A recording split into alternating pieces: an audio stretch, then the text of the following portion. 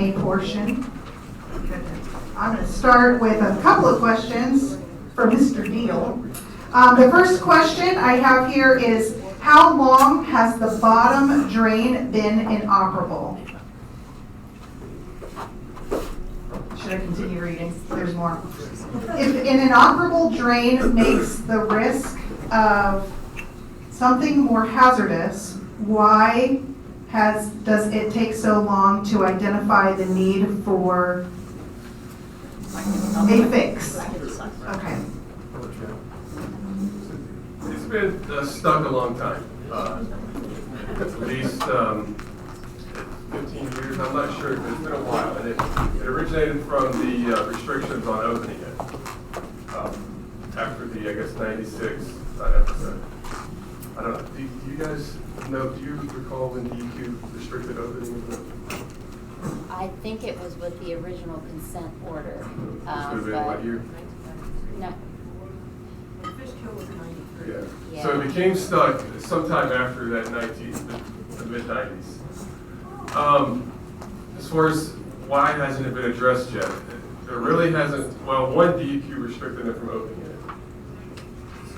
The second thing is there's not been much of an appetite to fix it, because what will occur once it's open is additional sediment will inevitably be released.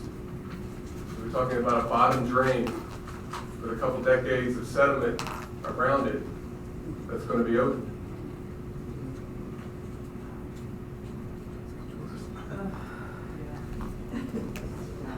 Was there a second part to that? The second part was an operable drain. Okay. If an operable drain makes the risk of inundation more hazardous, why has it taken so long to identify the problem? Well, the problem was identified. And it doesn't make the inundation area more hazardous per se. The inundation area is the inundation area. The requirement for the low-level drain is sort of a backstop, if you will, in case you get like a Hurricane Camille type situation, or not even that bad, but a really significant rain system stalled over the area, and we know it's ahead of time. We could lower the lake to anticipate that and keep some of that flood water held back for as long as we can. Or the other situation would be if we did all that and the rain's still coming and you just have to keep letting it out. The main thing is preventing the dam from overtopping altogether. That is the worst case scenario. If that were to, that's what the low level drain is there to prevent. Because if it overtops, then that's catastrophic. Because the likelihood of total failure in that situation is extremely high, if not certain.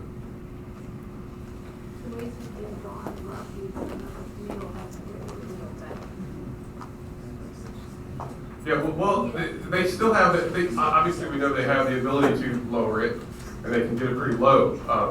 But the low-level drain, it just gives them increased timing in that capacity.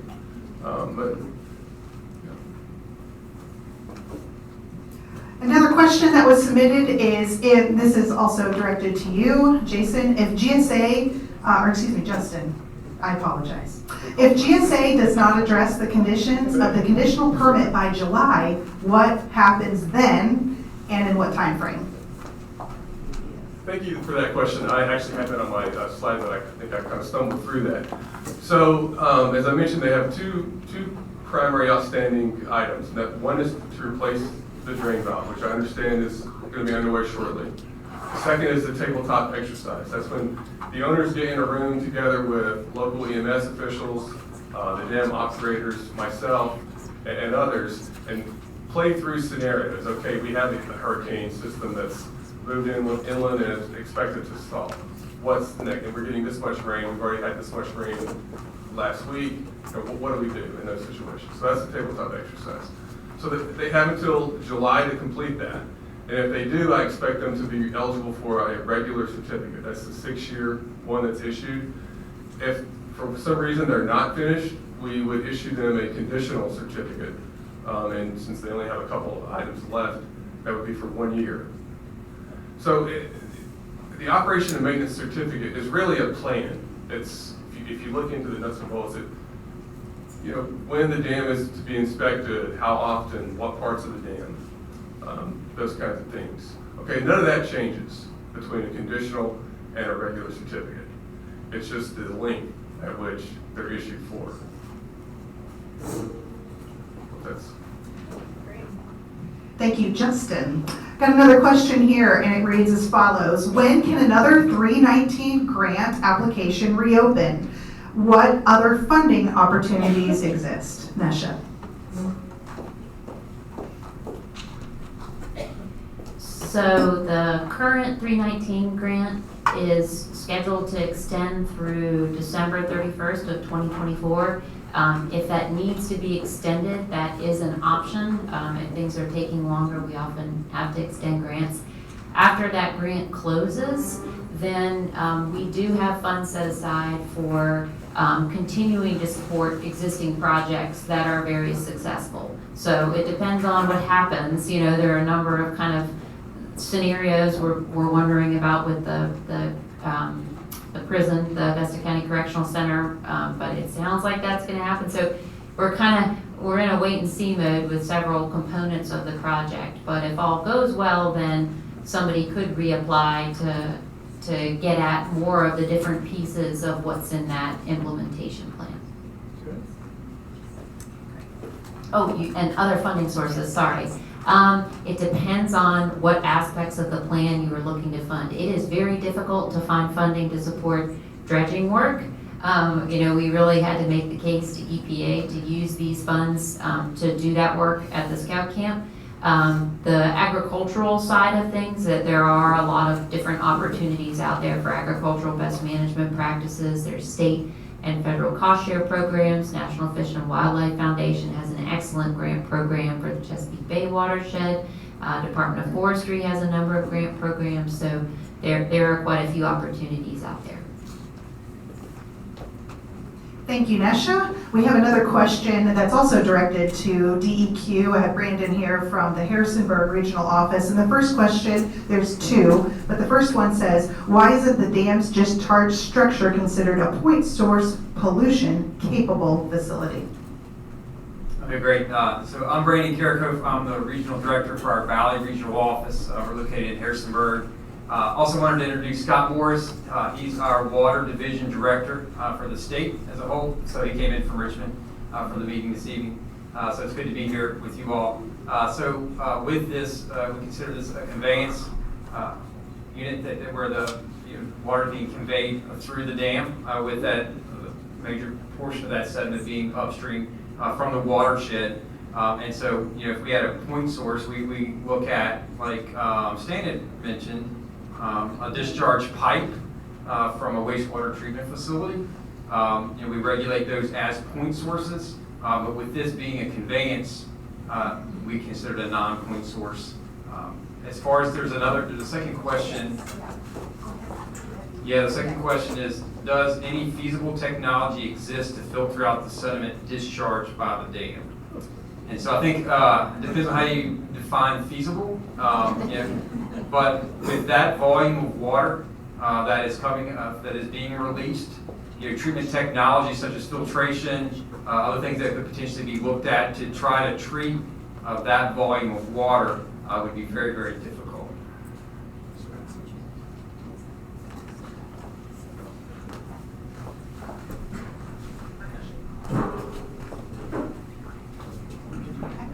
I have another question here, and I'm just doing a time check. I think we have time for about 10, 15 more minutes of questions.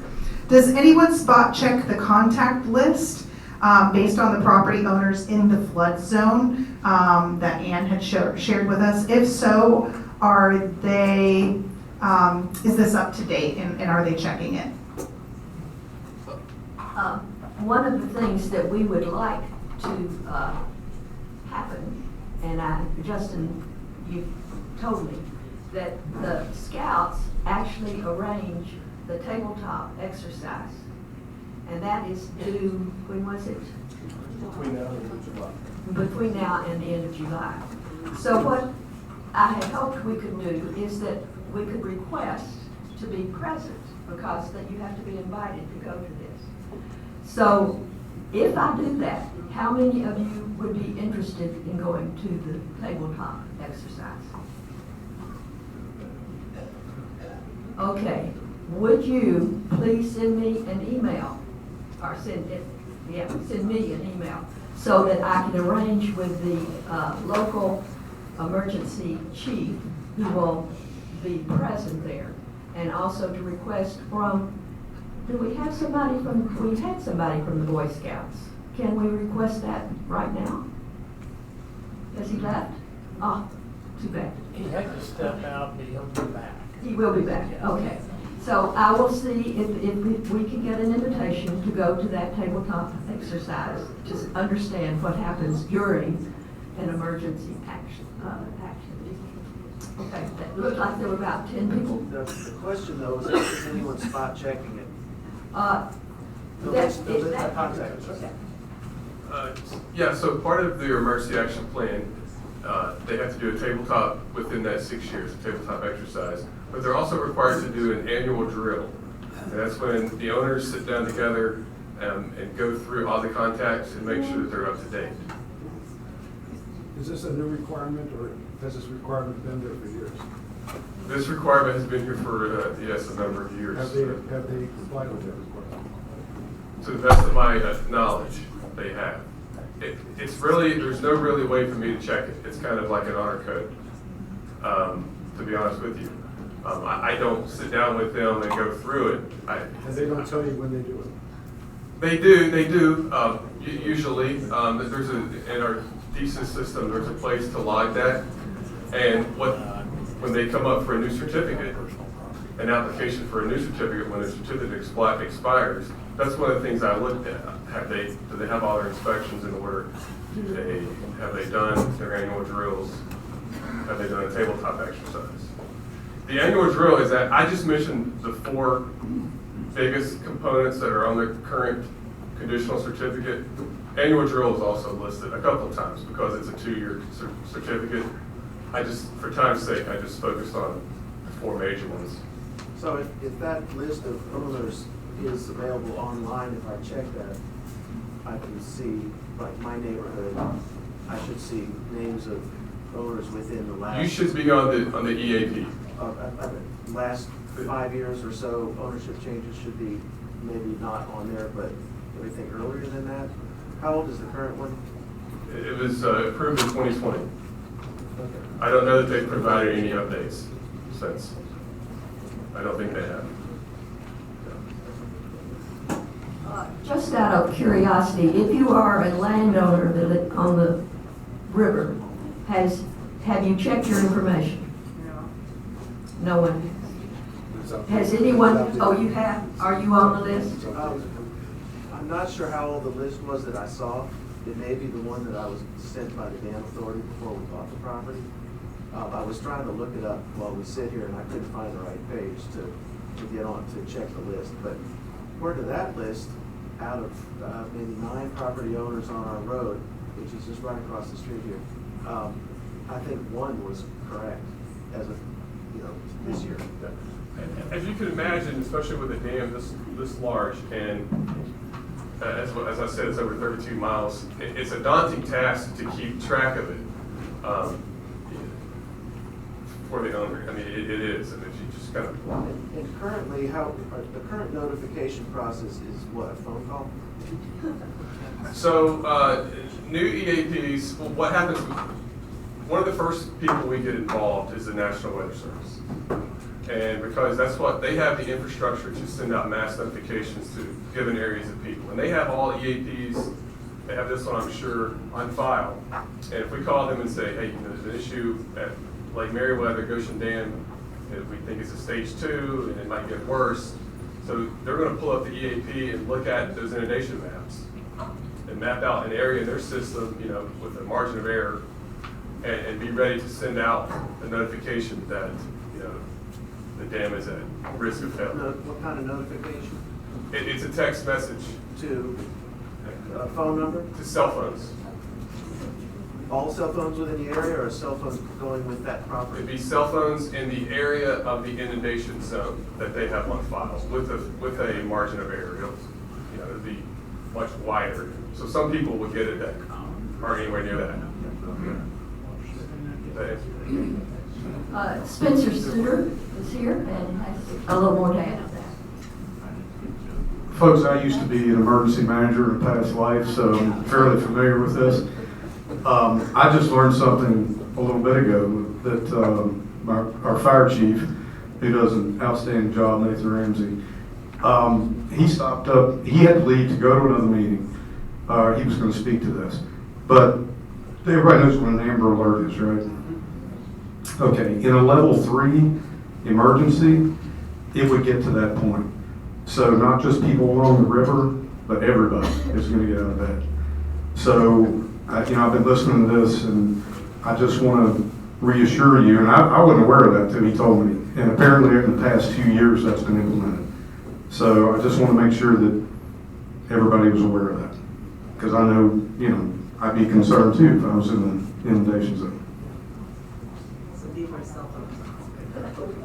Well, okay, we're also open to suggestions. And again, somebody mentioned sirens. I don't know the feasibility of it, but certainly suggestions are always welcome. Thank you. We have another question, and it reads as follows. If we want to contact political leaders, what is the message or the messages that we need to convey? The lake is responsible for only 34% of the sediment. Can you help us come up with a consistent message? So Dr. Lewis. So this goes back to the 5 talking points, which I'm going to read pretty quick. Lake Meriwether is a private recreational lake created when a high hazard dam was built. The lake is owned by the National Capital Area Council, BSA, serves scout units from Metro DC, and is not accessible to Rockbridge County residents. When the gates of the dam are open, tons of sediment are released into the Little Kaskaskia River, which flows into the Maury, covering and choking the small life forms in the river bottom, impairing the life cycle of the river. The pollution is detrimental to the river, landowners downstream, and the wildlife of the area. The Maury is an economic asset, recreational destination for local residents, and the source of drinking water for many county and Lexington citizens. According to the DEQ report, it is the responsibility of local landowners and local governments to take actions necessary to improve the river. The Maury River Alliance wants to work with all parties to help the health and safety of the river. So even if only a small portion comes directly from Lake Meriwether, it is still putting tons of sediment into the Maury River. And to me, the point isn't the percentage of the amount of sediment getting into Lake Meriwether, it's the tons of sediment coming out of Lake Meriwether and how it's affecting the Maury River and affecting us. So if you're a fisherman or a fisherwoman or a kayaker, and contact someone and just talk about what have you what kind of changes have you seen in the river in the past, say, 5 or 10 years? Is it murkier? Is it greener? Is it more difficult to go kayaking now because you can't see bottom, and so you can't go do the flips, and you can't practice like you want to because it's not safe anymore? Are there days that you're terrified of letting your child that you know can swim well get in the river and swim, because if they get underwater it's so murky, you're afraid you're not going to be able to see your child pull them out of the river? That happened with one of my neighbors last year. Tell those stories to them. That these experts that we've heard talk tonight are the ones that can help come up with the solution. But if our elected leaders don't understand that this is a problem and don't hear from us on a regular basis, there's a lot bigger counties around here and a lot more people that are going to get their attention. So we have to be a squeaky wheel, and we have to pick one of these sentences or even part of one of these paragraphs and just focus on that. There's letters back there that are already written out for you. You can just scan them on your computer, cut and paste the names of the the elected leaders and contact them or call them on the phone and talk to them as well. Believe me, I've been on the phone with the aides for many different elected leaders, and there was one meeting, Senator Head is our new senator, he's from Botetourt County. He had a 2-hour meeting with Barbara from Rockbridge Conservation and Joan Joyce. He had no idea that Lake Meriwether was there. He had no idea about all the sediment, all the pollution. He knew none of it because he's from Botetourt. But there are people in Glasgow that I talk with at my office. They had no idea that's what caused the river to be green in August. So it's just, we have to talk about this and make sure people are aware. Most people have no idea that the reservation is there and no idea the effect that the lake is having on the community. And so that's the whole point, is just keeping them aware and don't let this die back, because that's what happened in the past, is it's just kind of gone away. People have lost enthusiasm, they kind of move on to something else. And if we want to have another summer of, it's stinking hot and we want to get in the river and it's dangerous to get in the river because of what was dumped in the river, it's going to happen again unless we're willing to be diligent and just squeak away as we go.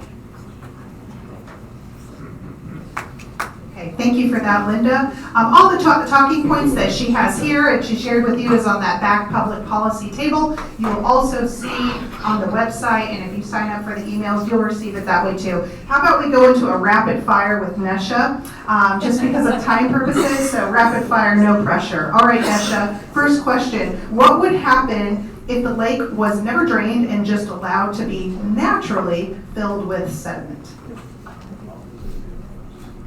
So we have done, we did a bathymetric survey of Lake Meriwether when we were developing the TMDL, meaning that we measured the depth of the lake at various points to create a model of the bottom of the lake. And then we did another bathymetric survey before we developed the implementation plan. So that was like 6 or 7 years difference.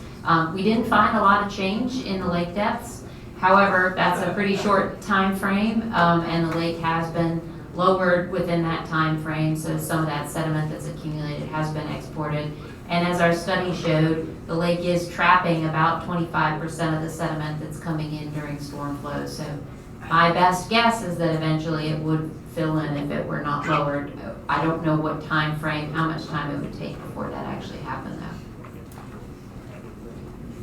Rapid fire number 2. Why not ban livestock from the land where degraded pasture land is contributing to the sediment problem? I can't answer that rapid fire, but that's a private property rights issue. And non-point sources are very difficult to regulate because you can't point to the source, right? To fingerprint that sediment to say whose it is very challenging, and we're not at that point in Virginia. Finally, promise, then you're off the hook. Number 3, what would lake dredging look like? So the plan for the little calf pasture dredging can take a number of different forms. If we were trying to remove sediment from the very middle of the lake or in front of the dam, that would be one thing that might be done hydraulically. The plan for the grant and what the scouts are looking at doing is to target a few of the areas that we identified in the implementation plan as having the most potential for runoff when the lake is lowered. So those are going to be portions of those mud flats that are exposed the fastest when we're lowering the lake and can be accessed with equipment from the scout camp taking a road in. So the scouts right now are working on all the plans and designs for that process, but it would be done from the land on the lake bed. Thank you, Nesha. So our final question, we're coming up on time, and this one's over to Dr. Larson to answer. And is there or are there any potential for enlisting the support of Trout Unlimited? If there are any members of Trout Unlimited or anyone knows anybody from Trout Unlimited, please let me know, and I will be glad to make a phone call and ask them for help. So if you give me names and phone numbers, I will make phone calls. So that's how simple it is.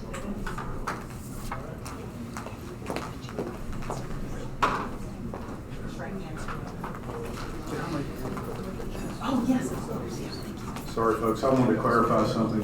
I said amber alert, you would not get an amber alert, but it's very similar to that. So I don't want people thinking that you're getting an amber alert, but it's very simple. It's a wireless notification, and it is understood that a lot of folks in the Rockbridge Pass area are not gonna have cell coverage. So that point is not lost. So we're gonna do the best we can. Thank you. All right, that's all the time that we have for questions. What I'd like to do now is kick it over to Sandra for some final remarks, and then we'll close it up with the MC meet. Thank you very much, Jenny. We appreciate your help. What was I going to say? Oh, that's right.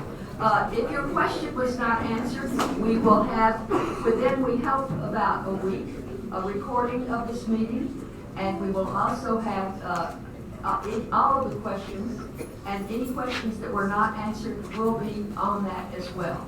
So we're sorry we couldn't get to everything else. Thank you all so much. This has meant a lot to me. Now I'll rapid fire very quickly with some final announcements. Ladies and gentlemen, this is all the time that we have for the public forum. We want to thank the Rockbridge Baths Volunteer Fire Department for the use of their facility. Also, if you could join me in a round of applause for Henry Aiken. He was our videographer for today's event. Thank you, Henry. We also wish to thank all the MRA volunteers, and a special thank you to you, our guests, for attending. The video recording will be posted soon. Make sure that you stay in touch with info@MauryRiverAlliance.org. O-R-G. Right? And please travel home safely. Thank you for your interest. If you have not had a chance to do so, please visit the information tables located on the perimeter. And thank you so much. This concludes our public forum. Thank you.